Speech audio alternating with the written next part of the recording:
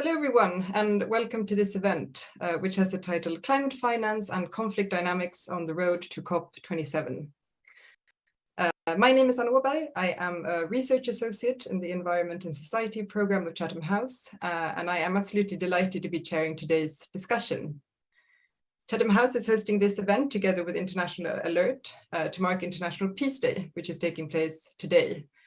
And what we're hoping to do is to take a bit of a deep dive into the interactions between climate finance and conflict. And this is a really timely discussion.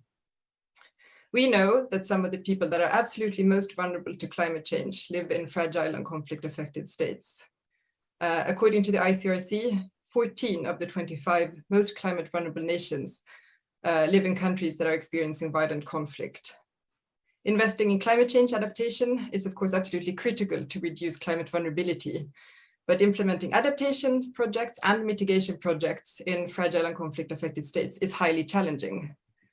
This is because such projects can have a significant impact on power relations, on political dynamics. They may affect positively or negatively people's livelihoods, access to resources, and assets.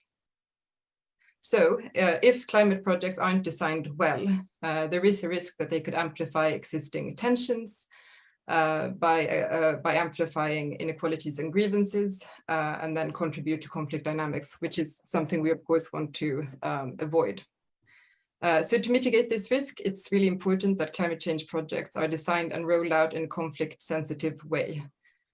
This is important not only to minimize the risk of climate change projects contributing to tensions, but also to increase the likelihood of them making a positive contribution to peace. So this issue of conflict sensitivity and climate finance is a really important one. But to date, it is something that remains quite under-discussed in international climate discussions. So with this event here today, what we're hoping to do is to, one, increase understanding and raise awareness of how climate finance, how climate interventions can impact conflict dynamics.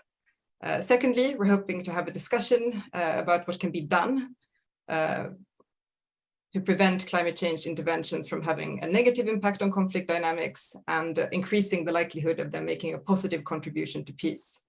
And finally, we also want to think about opportunities for elevating this agenda as part of the wider climate discussions. COP27 is, of course, just around the corner. And with me here to discuss this today, I'm very pleased to be joined by three extremely knowledgeable panelists. First out, we have Nisreen El Saim, who is the chair of the UN Secretary General's Youth Advisory Group on Climate Change. Secondly, we will hear from Albert Sower, who is a senior conflict prevention and recovery expert with the European Investment Bank.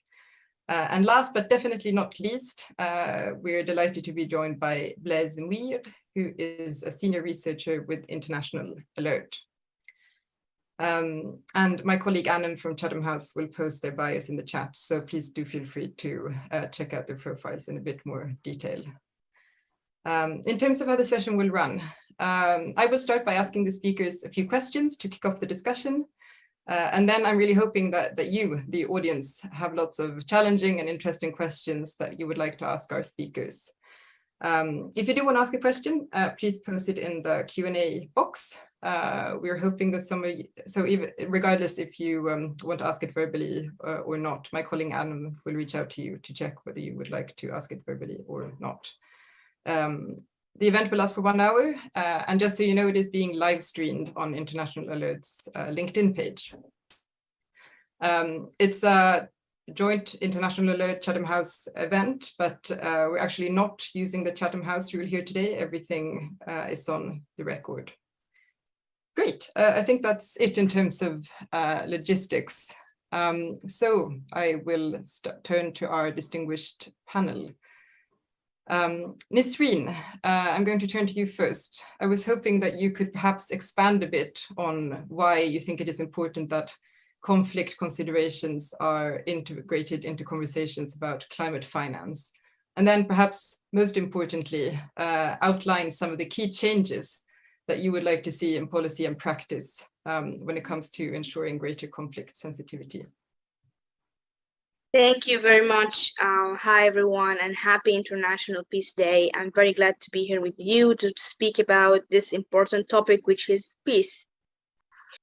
As a person who's coming from Sudan, a country that suffered from conflicts, from colonialism, from civil wars for many years, and unfortunately still happening in many places where the conflict actually caused a lot of losses, not only in assets and finance, but of course in lives, and it destroyed the very little infrastructure we have, and takes a huge part of the country budget of our GDP to actually the peace and to maintain fragile peace, because the answers and the solution does not really address the root causes of the conflict in the first place.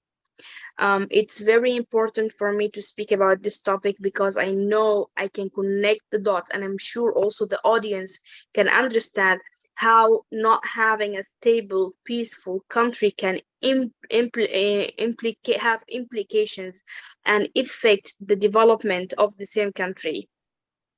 How can we have education in places where wars can happen at any moment?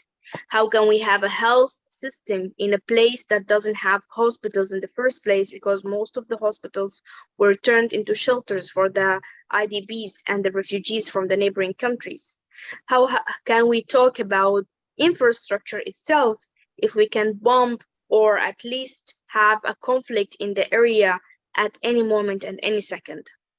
Everything is interlinked together. If there is a conflict, then people will flee, then there is no agriculture, then there is a huge insecurity when it comes to food, a huge insecurity when it comes to possibility of having a conflict in the first place, because we cannot make sure that the host community will be welcoming as their resources also impeding. It's also very dear to my heart to speak about the relationship between climate change and peace and security, because I've seen it everywhere, every day almost of my life, how climate change is causing conflict. Yet it's not reflected enough. It doesn't actually been seen or heard or have any text on climate change, peace and security, not in the UNFCCC, United Nations Framework Convention on Climate Change, and there was a huge push to have a resolution at the Security Council of Climate, Peace and Security before it vetoed. I am glad that we took forward steps by the declaration and the resolution that finally adopted climate change and clean environment as a human rights in the General Assembly 2 months ago. And of course, the very first and the very important and the very basic human right is the right to live. If anything is going to take your life, then you cannot talk about the other human rights. So actually, climate change is not only a threat and alarm for peace and security, it's also a threat and alarm for the human security. And if it's a threat and alarm for the lives of the human security, then of course it's a threat for a huge violation for human rights. Before I finish my intervention, I always say, and I keep repeating it, that we have peace builders and we have climate activists.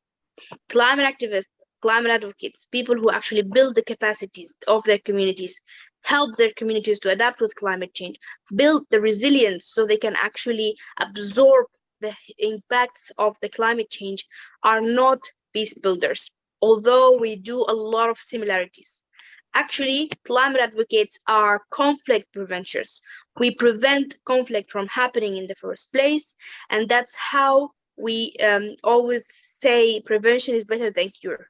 It's cheaper, it's life-saving, it's more development-oriented path for things. So please join hands between peace builders, climate advocates, to stop conflicts in the first place, and also relive and build the peace post the conflict in places where have already conflict happening, like Sudan, South Sudan, Somalia, and many other countries. Thank you very much. And again, I'm very happy and glad to be here with you today. Thank you so much, Nisreen, for that powerful statement. I really agree with what you said, that climate activists are conflict preventers. I was actually hoping to ask you a follow-up question also, wondering a bit about how global youth coalitions are working to elevate the profile of this issue in, well, globally in a different forum. Yes, so there is the coalition of youth, peace and security. There is also a huge push now to talk about peace and human peace and security, especially after the Ukrainian war. And why? And the link and relationship is as follows. Climate change causes conflict directly by either conflicts over natural resources, water, food, etc., because the resources are impeding due to the weather variability and the climate change impacts, or it causes people to flee to other places, what we call them climate migrants, and this migration would be internal or external. So the host community can be unwelcoming, so another conflict can happen. But the new introduction of how climate change can actually cause wars is what happened in Ukraine. Now, most of the world, especially the European continent, buy gas and oil from Russia. And we always say that buying fuel, it means that you are fueling war.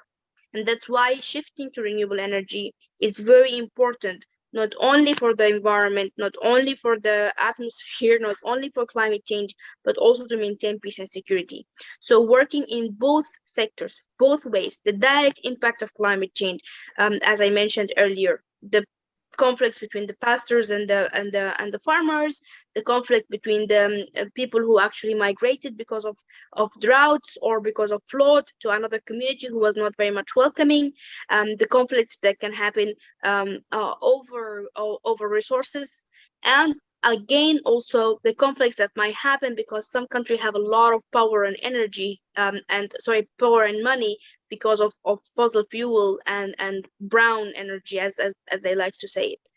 And both ways are very important to be working on to avoid conflict and to build peace. Thank you very much, Nisreen. Albert, I'm going to turn to you now. You are currently working for the European Investment Bank, which is one of the world's main financiers of climate action. What is the EIB doing to ensure conflict sensitivity is integrated in its approaches? And what are some of the main challenges you face? Okay, well, first of all, thank you for having me. I'm delighted to be part of this team here at this seminar. Yeah, for the European Investment Bank, I think there are two big policy frameworks within which the bank is operating, which is, of course, the climate roadmap that the bank developed to implement and its ambition to be Europe's climate bank, meaning that all action that the bank is financing is aligned to the Paris Agreement. And within the Paris Agreement, and there is attention for the specific, let's say, circumstances of fragility and conflict. Second big policy framework that is important for the bank is the European Union's NDC, which is the strategy for the European Union development assistance outside the European Union. In that strategy, there is equally quite some attention to fragility and conflict in the different areas. Thirdly, the bank just endorsed last week the European the bank's strategic approach to fragility and conflict, and that strategy or strategic approach outlines how the EIB will tackle fragility and conflict in its work, and it will be published very soon on the website.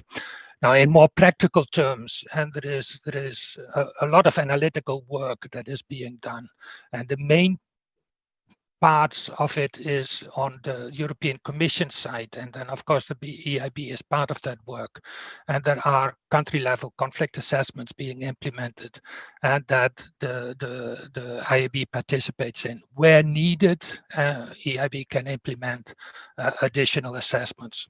Secondly, and that is quite unique, the EIB runs a conflict sensitivity help desk, which is helping the individual projects to come to terms with the context in which they are working, especially those that are affected by conflict, and how to shape the projects to respond well to that situation. And that is all working under the basic premise of do no harm and where possible have a positive impact on peace. Now you come back to the second part of your question is on the challenges, and that's a big question. There is a lot that that might be mentioned. I think there are a number that in this specific seminar might be interesting. And the first one is that I think most agencies that are working in international development, whether they are more development agencies or investment banks, is that we all find it very challenging to ensure a solid understanding of the context and the risk environment in which we are working. A single agency simply cannot bring all the resources, skills, competencies, and networks to the table that are needed to permanently be abreast of the developments in each individual setting where we are operating. What it does, and most agencies agree, what it does is that we need partnerships to get to terms with it. A single agency cannot pretend to be able to do that kind of work. Secondly, and also Nasrim mentioned it very strongly, there is an increasing call to focus on conflict prevention. That's fine, that's good. The logic is there. What it means is forward-looking analytics in each of the individual settings, and this is very complicated, especially when we deal with systemically complex environments which are characterized by very low levels, very high levels of uncertainty and very high levels of unpredictability. It means that the strength of our analytics in predicting what will happen and what will be the impact of our actions is very limited. And that means that we permanently need to update our analysis to have an almost real-time insight in what is working and what are the systemic changes that we are looking at and to which we need to respond. Complicated. Also, we still have a limited understanding what really works in terms of conflict prevention. And we have theory, the underlying evidence behind it, or the evidence behind it, that theory is still a little bit thin. So we need more work on that one. Another one that I think is for many agencies complicated is that we have an increasing narrative of development that is very context specific, very holistic in approach, and focusing on interconnectivity of all these different development themes, which means that these different development themes cannot be understood in isolation. And whether we talk about conflict, fragility, gender, climate change, it's all more one way or the other interrelated and interconnected.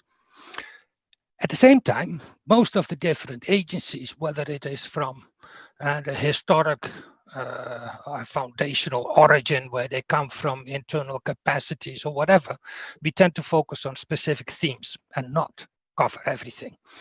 This is somewhat unavoidable, and trying to do everything at the same time is unlikely to be successful.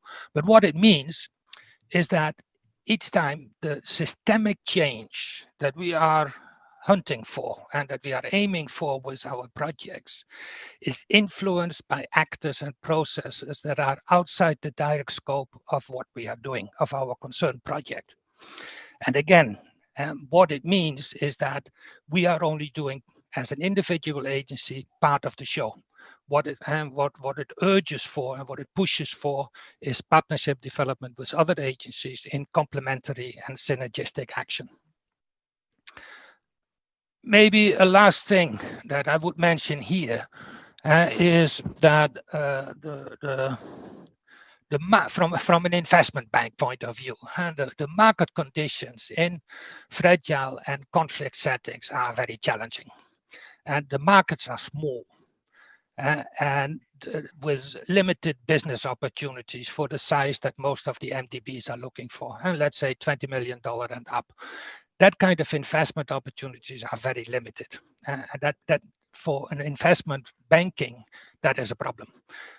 The context and the markets are not very transparent. Often you have all kinds of governance and rule of law issues, which makes it a risky environment to invest in. Local partners that would receive the investment and take on the loans, they often find it complicated to work with admittedly a myriad of standards and regulations that international financing bodies are applying in their work. Now, there may be all kinds of good reasons for all these standards and the environment, social and government standards, and all kinds of regulations, and there may be good reasons for it. It's not very well aligned. If you look at all the different agencies with the different standards, and for local partners, it is very complicated to comply with all that, which in turn makes it for the international investments complicated to invest. Also, these contexts, as I said earlier, you know, they are very complex, and that means that it is the changes in the market structure are a bit unpredictable, but they also can be very frequent and very fast. And that requires adaptive arrangements from the investment agencies to such circumstances. And that is not easy to manage. In those settings, and these market conditions, they push transaction costs up, which makes it more expensive to work. In the bank, somebody said, you know, 90% of my lending portfolio sits in the EU, but 90% of my work in all due diligence and managing the loans sits outside of the EU, meaning 90% of the work goes to 10% of the investments. That means transaction costs are high, and this needs to be tackled. Otherwise, increased investment will be very difficult to mobilize. A link to that is, you know, most of the agencies that I've talked to, they do agree that the regular business as usual doesn't work, and that adaptation is needed. And a lot of agencies do invest in innovation, in product design and what have you, but still, it is complicated, challenging to develop products and instruments and management arrangements that are flexibly adaptable to the market realities that we are looking at. It is not easy for a loan for infrastructure investments with large amounts of loans that have complicated contracting arrangements behind it to make that very flexible in its implementation. It is difficult, and you cannot do that very easily in very different ways in the different contexts at the same time. You need a certain level of stability internally in the organization to remain manageable. So that is difficult to manage, and I think that is a challenge for most of the agencies that we are that are concerned with this. Most of the agencies agree that there is a need for more agile type of management arrangements. To translate that into more practical arrangements is complicated. That's it. Yeah, Albert, thanks so much for that. That's so interesting. And I have tons of follow-up questions, but I am aware the time is passing quickly, and we do want to enable a lot of time for audience Q&A. So I will turn to Blaise now, who has done interesting work in the DRC around the energy transition and conflict. Well, sorry. Yeah, around the energy transition and how that links to conflict. Albert, Blaise, I was wondering if you could tell us a bit more about this research that you have done and what some of the key messages are that are emerging. Thank you very much, Anna. Sorry for my voice. So it's a pleasure to be here. So thank you for having me. So the energy transition will definitely rely on the strategic minerals, so cobalt and lithium, especially. But the challenge that we have at the global scale is when these minerals are located in a fragile state, right, where issues of governance are being posed. So this is why Congo is a good example as being at the heart of this global project of energy transition, while at the same time the issues of governance in the mining sector are posing some issues for the future of energy transition. So this is one of the motivations that have led this research in Congo and other countries. But I'm going to talk specifically for DRC, but with very similarities with other countries. So I'm going to point out maybe 5 points which can summarize, give the picture of the issues of the conflicts at the local level. So let me start by the issues of governance. So the first land code, which is the mining law, so to say. So the initial law was in 2002, and with a lot of discussion with civil society actors and the private sector, it was revised in 2018. And one of the greatest feature in this revision was to recognize the artisanal cooperatives to be part of this project of exploitation of cobalt. So what we have noticed during our research is, although there is this sort of recognition of the cooperative, artisanal cooperatives to work alongside, foreign companies in the industrial exploitation, there is a lack of a political will to make this cooperative work. So basically you have a number of artisanal cooperatives operating within the site which has under license of these multinational companies. So there is a clash in how far these cooperatives can go and how can even local cooperatives negotiate the price at the local level. So the other issue in regard to these governance issues is the law also gave the possibilities to find out other areas where the artisanal exploitation can be done.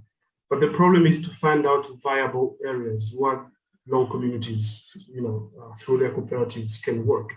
So viable sites means we're making sure the government will make sure that there are possibilities also, to dig and to get something out of them, and maybe to negotiate the price of the local market. So many of the cooperatives we met in the field said that these viable areas for exploitations are not given so far, so which is a problem.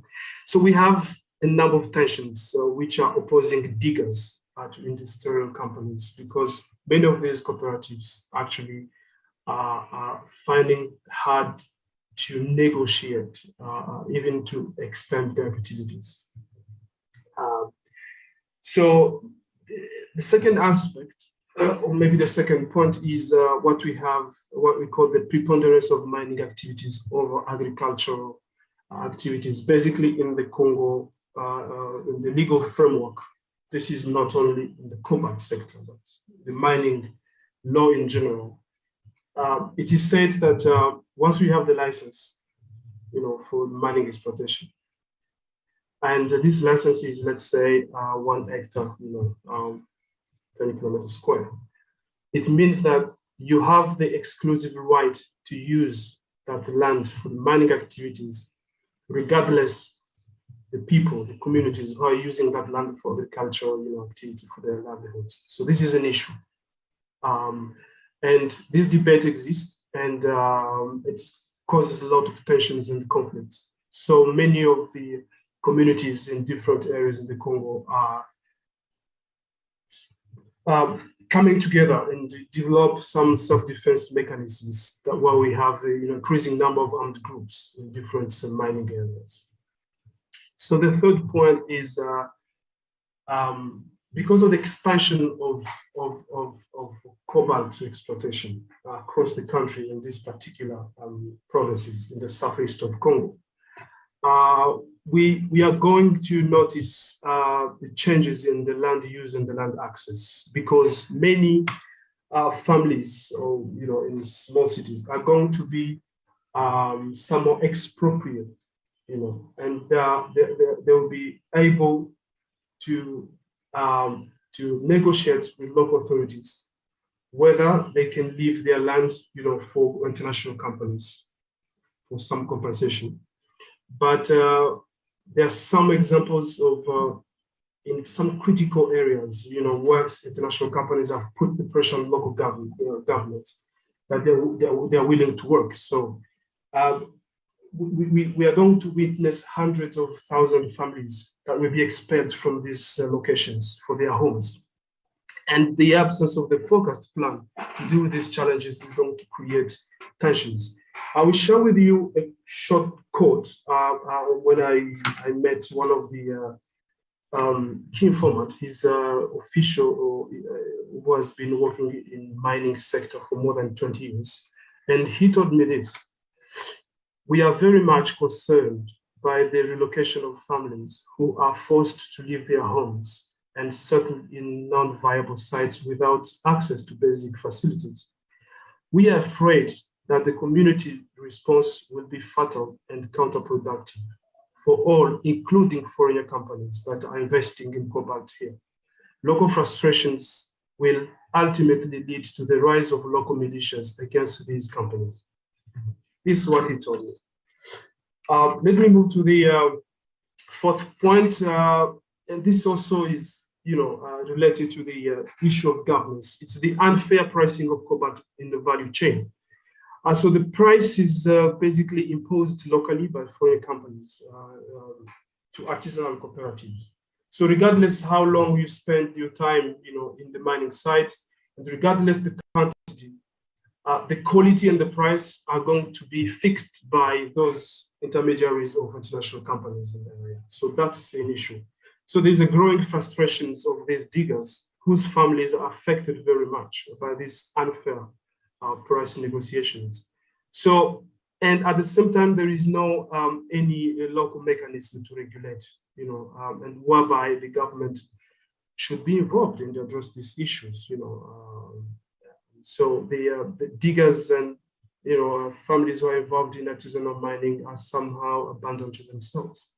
And there is no mechanism so far that can help them to negotiate their price. And the last point is relying solely on mining sector without diversifying and promoting other economic sectors will be having a negative impact on the cohabitation between communities. Basically, in this part of the country, cobalt is having some expansions. There is international pressure. The global market is affecting local market. And at the same time, because there is no other possibilities for the communities to survive, they are all relying, on the mining sector. But given this governance landscape, we have hundreds and thousands of families who are moving from other districts, who are being attracted, to those areas where the mining sector is having a boom. So now the problem is, when we talk about conflict dynamics, is that when you have this demographic pressure, people coming in small areas and from different areas. So we have this emerging voice of native and non-native. So there are some communities are trying to defend their rights to land and to the mining site by using this narrative of we are the owners of these resources. You are not from here, and it's.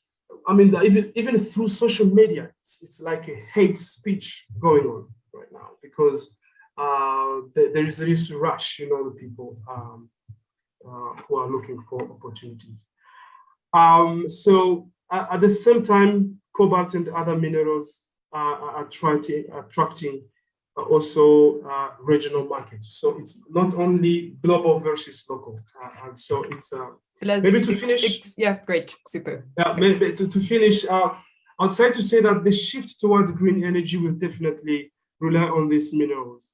But this shift at the international level will also produce rapid changes at the country level. Unfortunately, very little attention is being paid to conflict dynamics embedded in this global supply chain. And I hope there is an opportunity to advocate for responsible investment that should be able to take into consideration these complexities. And here we're talking about the conflict sensitive approach. And so I'll be glad to answer to some questions. And thank you very much. Super, thanks so much. And thanks to everybody in the audience who've started submitting questions. We'll try to get through as many of those as possible. I'd like to start by reading one from Emily Brook. Excuse me if I'm sorry if I pronounced that in the wrong way. And it's about this partnership and this collaboration that Albert spoke about earlier. And it's to you, Albert. How can international investors and banks like the EIB work with the local businesses / the private sector in climate vulnerable and conflict affected countries to build partnerships that that can help to address climate security challenges? Are there some existing examples to highlight? So yes, in essence, it would be great if you could expand a bit on this partnership issue. Thank you.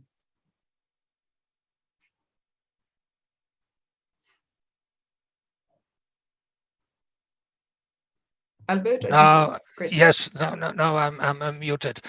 Yeah, there is a lot moving in the market, let's say, of all the different agencies that are working on investment in climate change, but also climate change and combine that with fragility and conflict.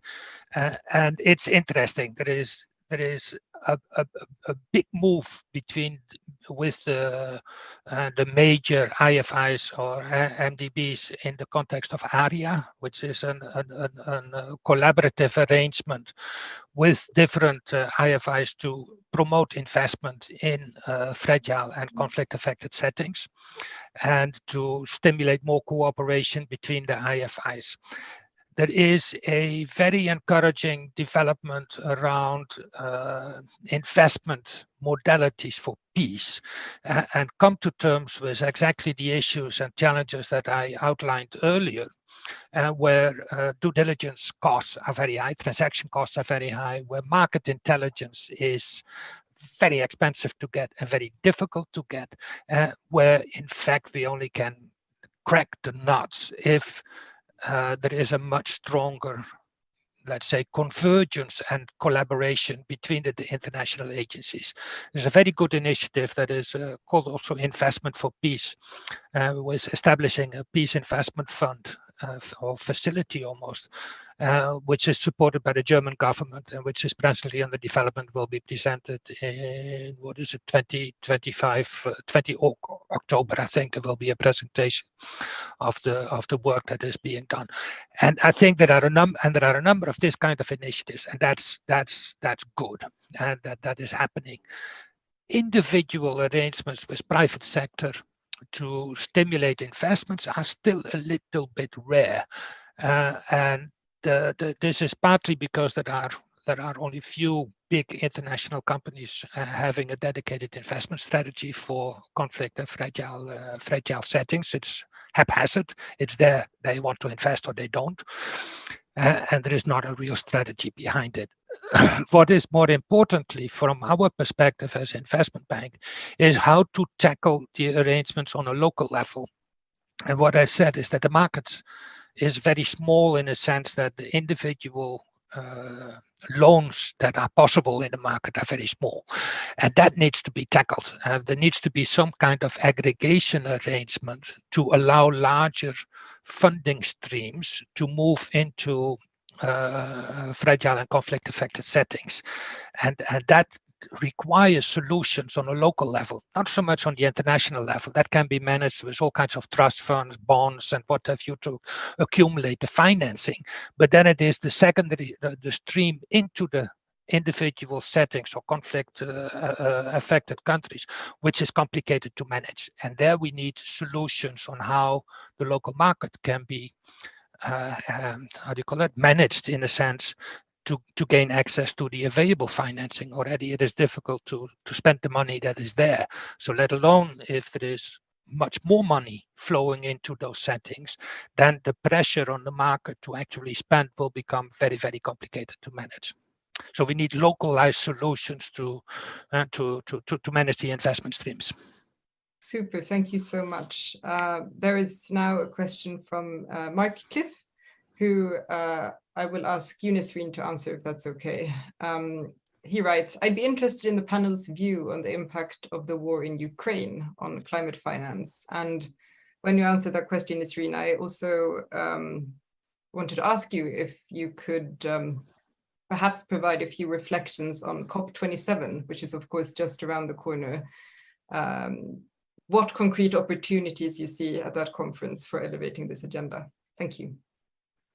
Thank you very much. Actually, me and a collision of different organizations and civil society movements and young activists are actually trying to make peace and security one of the top agenda and one of the centric themes at this COP in Sharm el-Sheikh. I think one of the very important steps that we need to take right now is to first of all come all of us together and plan for not only the next COP, but the pre-sessions and the pre-discussions that we can have leading to COP27. There's many agenda items at this COP, and all of them are very much linked to peace and security somehow. Yet it's not like a formal agenda item, nor one of the key areas. For example, the COP presidency have theme days, and peace and security doesn't even have a thematic day. But I know that there is a big movement in this sector, and people are trying to gather together. The second thing is we will also try to very much fight to have not a resolution, because in climate change convention it's more of a text and agenda items, the means of implementation in climate change, even if it's just paragraphs regarding peace and security, to be able to reflect and to reference the paragraphs that we will be having on peace and security in the negotiation text. Third, unlocking climate finance, which is one of the topics of today. It's the exact topic of today, the relationship between climate finance and peace and security. And this is something one of the previous speakers talked about, that situation of the countries, that the fragile countries, as he described it.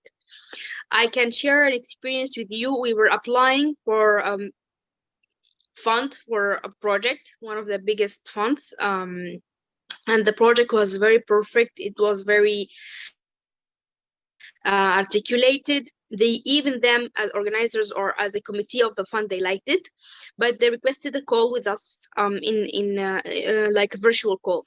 So the main topic that we discussed in that meeting was actually the status of Sudan as a country. They said it's a gambling to implement this project in Sudan, especially that it's a big project and very long term. Anything can happen at any moment. Managerially, it will be very hard to manage the situation, etc., etc.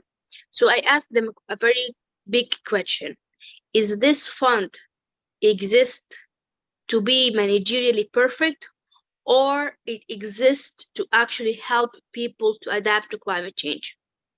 If it's there to help the people to adapt to climate change, then people who are in fragile and unstable countries are the most vulnerable to climate change, because they have double vulnerability. They are vulnerable to climate change as nature as food security issues, as floods, as droughts, etc., etc. But they are also having a peace and security issue in the first place because their country is not stable, politically not stable, peace-wise or safety-wise not stable. Then these people are the most worthy to invest in them, to invest in building their capacities, invest in raising their awareness, invest in making them understand how climate change is going to impact them so they can at least find their way out of it if we cannot help them. Why are we caring that much about the logistics, about the office work of the funds if the funds are not actually reaching the people who actually need it, the people who actually suffer every day, every second, not only from climate change, but from their own governments, from their own situation in their own countries? Secondly, how people are reacting to the conflicts over natural resources, or the conflict that was caused by peace and security, by climate change, I mean. They react as it's a normal thing, which is even a bigger threat. They don't communicate to the government. If there's a government, I mean, as a Sudanese, I know that we don't have like a proper government for almost 10 months now. They don't communicate it to the agencies that works. They don't even communicate it to many organizations. For example, in Sudan, we had UNAMID, which is a peacekeeping mission, and this peacekeeping mission has zero knowledge, zero interest, and zero mandate on climate change. They only were there to just keep the peace. But how can you keep the peace if the peace is actually, if the disruption of the peace is caused by something you don't have a mandate on? And this is something the UN Peace and Security Unit actually took note of very late for Sudan, because we don't have a peacekeeping mission anymore. But at least they are trying to fix things for Iraq, for Somalia, for South Sudan, where they integrated the climate change specialist within the unit of the peacekeeping, so they can actually tackle climate change. Regarding the question of the Ukrainian situation, the Ukrainian situation, yes, in the G7 meeting and the G20 meeting, the G7 countries and the G20 countries made it very clear. They promised trillions. In Glasgow, the language was not for climate finance, was not billions, it was trillions. But this was before Ukraine. Suddenly, after the Ukrainian situation, the language of billion disappeared, and they were not hiding it. They said very clear, we have a situation now. Ukraine will need a lot of money and a lot of support.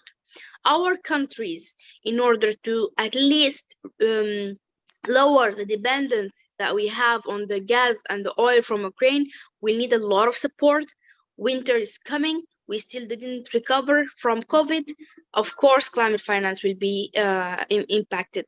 And this is a huge mistake, because while the Ukrainian war is happening, climate change is also happening. Climate change doesn't stop or have pause just because there's a war here or there's a conflict there.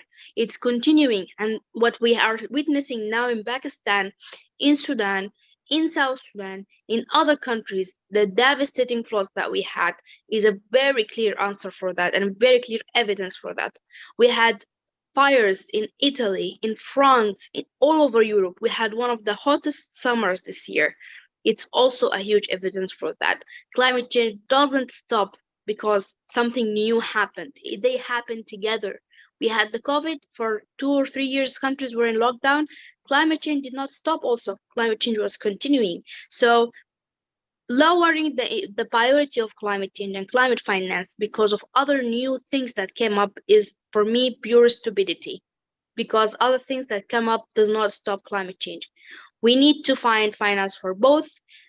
Polluters must pay, as the Secretary General mentioned yesterday at the opening of the General Assembly, and the historical responsibility of the countries who actually made these emissions, who caused climate change, should be tackled anytime, and whatever happens new doesn't undo what happened in the past. So countries should take the responsibility and start acting and start putting money on table. Thank you very much, Nisreen. Unfortunately, we are running out of time. Before I give you all of the panelists a final opportunity to make some final comments, I'd just like to turn briefly to my colleague, Armida van Rie from the International Security Program to provide some reflections on what she's heard here today. Armida, do you want to come in? Thanks very much, Anna, and thanks very much to International Alert as well for helping us to put this panel on. It's been a really interesting discussion so far, and I've really enjoyed hearing all of your reflections and thoughts and comments and questions, of course, from the audience. Perhaps just very, very briefly, a couple of thoughts from me. The first, kind of with my international security hat on, the first is that I'm really struck by the emphasis Albert and Nisreen in particular have put on conflict prevention and climate action as a way of preventing conflicts. That's something we have been doing some thinking about as well within the International Security Program. But it's quite striking to me how we're more broadly moving to this broader definition again of conflict prevention and moving beyond just kind of early warning systems and this narrow definition that we really saw since the 1990s, and are starting to think about climate development and just other elements that can constitute conflict prevention. So that's just an observation. Perhaps I've got a couple of, I guess, questions which I don't think we'll be able to tackle today, but I did wonder about, as I was listening to you speak, so Albert, your point of partnerships, Nisreen, your point around the different communities that will be affected, and Blaise, your point around kind of the lack of political will and things like that.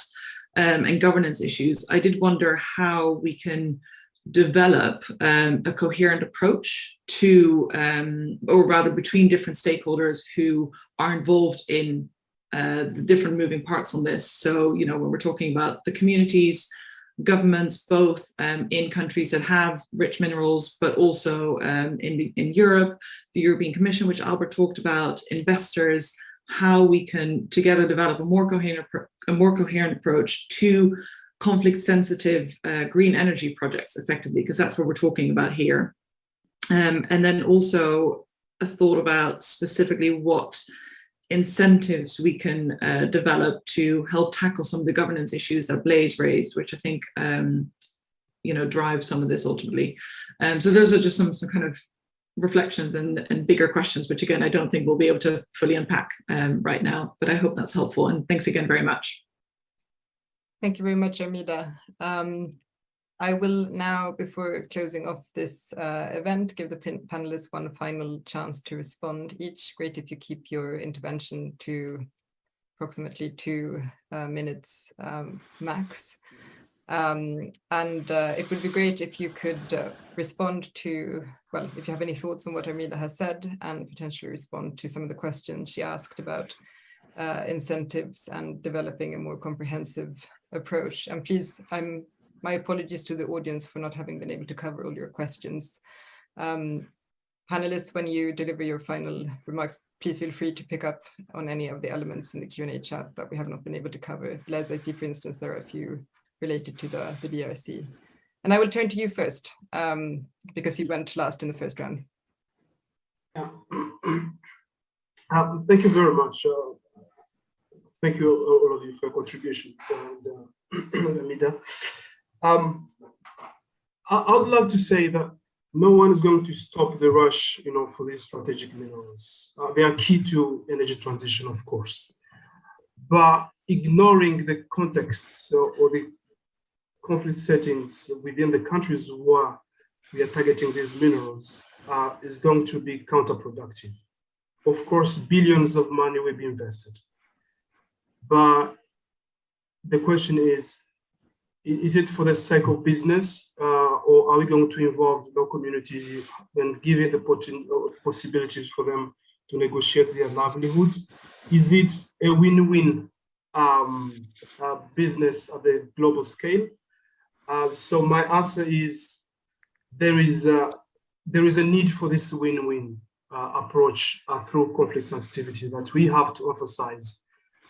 Everyone at different opportunities we have to talk. I mean, those of you who will attend the COP27, that's my message. And And when it comes to the finance, I think I mentioned at the beginning of this week, there was a strategic meeting to prepare the COP27. And so the chairperson of the African Union at the end of the meeting was so disappointed, and he said, polluters have promised a lot of money, as Nasrin said, but what they are willing to give, we are not even sure that we give it, is very insignificant.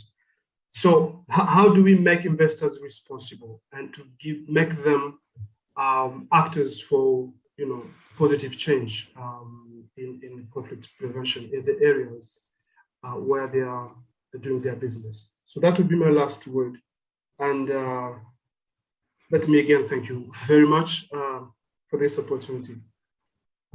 Thank you so much, Blaise. Albert, I'll go to you next.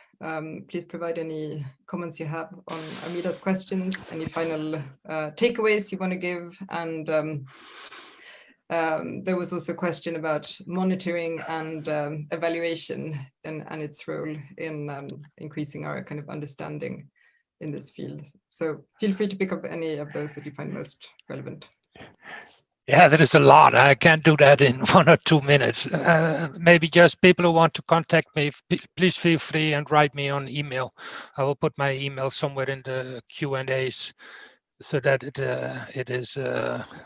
we can do it offline. Now, there is a lot of worries, of course, in what can be, what is on the table, what can be done, what cannot be done.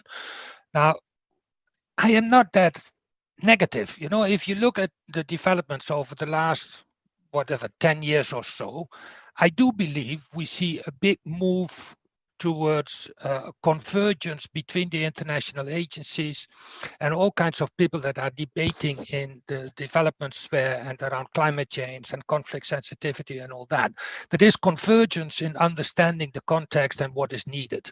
Now, that means that on strategic, theoretical level, we are all moving into the same direction, whether it's private enterprise or whether it is investment banking or whether it is more the regular development organizations. There is convergence there.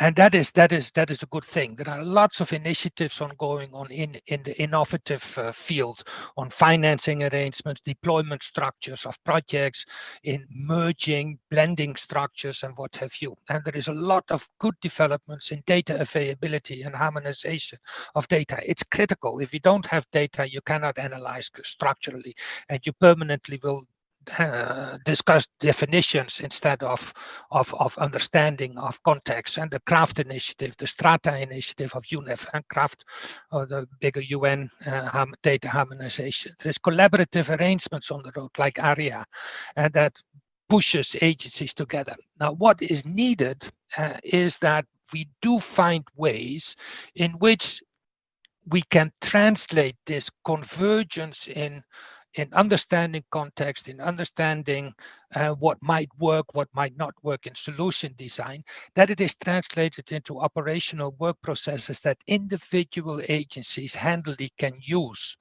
Because the risk that we have is that we have an increasing gap between operational capabilities of organizations and theoretical construct and strategic direction that we portray in our documents on complexity and what have you, which is demanding for agile management, but who actually can implement it.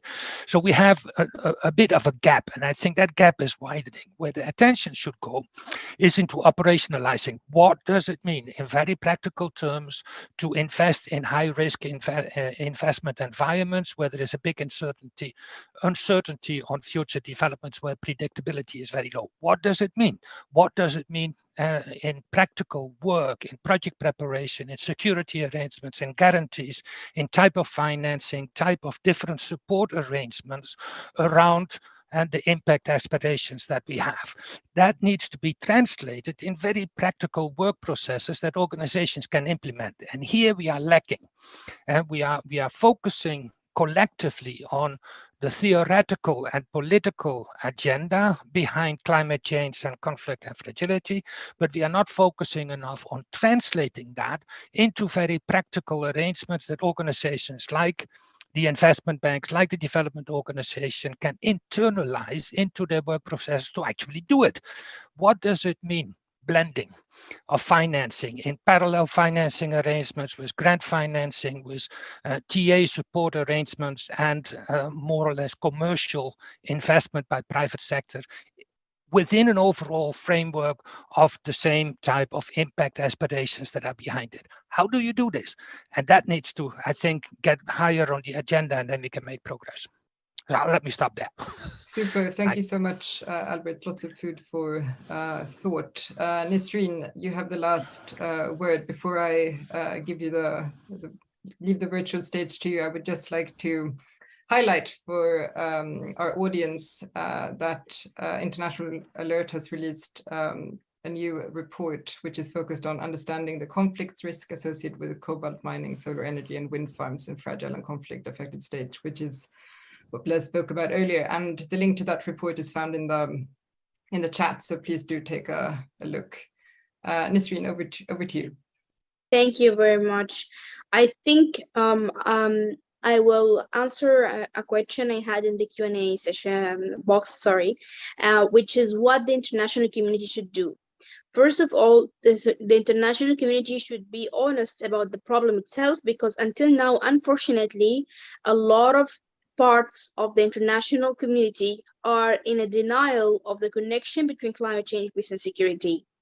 Secondly, stop having shallow solutions for deep problems and search for the grassroots causes of the conflict, and stop financing the military, and invest more in building the capacity, in education, in things that can actually be sustainable and sustain the peace itself, not only prevent the conflict from happening temporarily, and then the effect will go by the end of the fund, or by the end of the project, or etc. etc.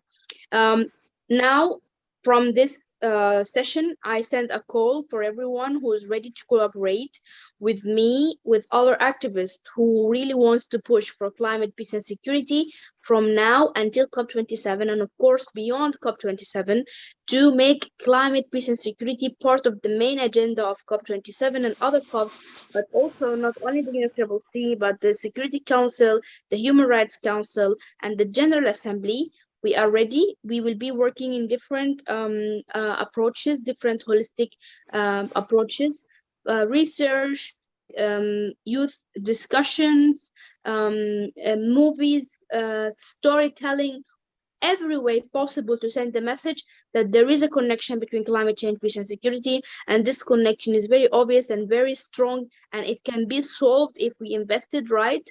We will be doing it. So if you want to join me and the collision of other young people and other climate advocates in doing that, please feel free to reach me, and also you can reach the organizers to get my email, my WhatsApp number, and I will also put it in the Q&A box. Thank you, or the chat.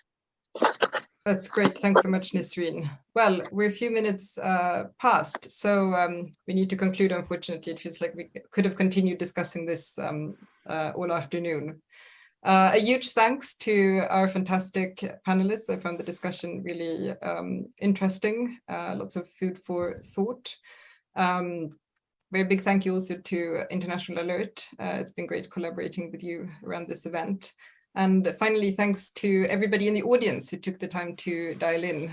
Thanks for listening, and thanks for all your amazing questions. I hope you have a lovely day. Thank you very much. Bye.